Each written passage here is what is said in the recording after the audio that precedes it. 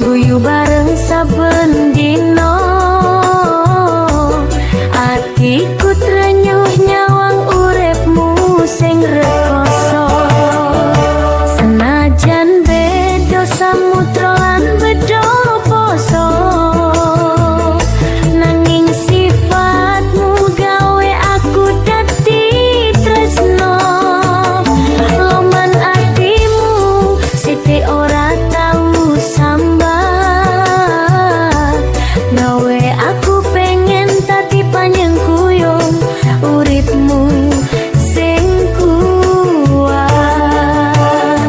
Puja-puja ningsut marang Gusti kang akarya jagat. Ing sujudku aku nyuwun kanthi mripat rebes milih. Ya Allah, umpami piyambake pancen jodohku, Susah senenge bakal kancani uripe. aku lilo dadi kancane tekan sukses mulya. Gusti ing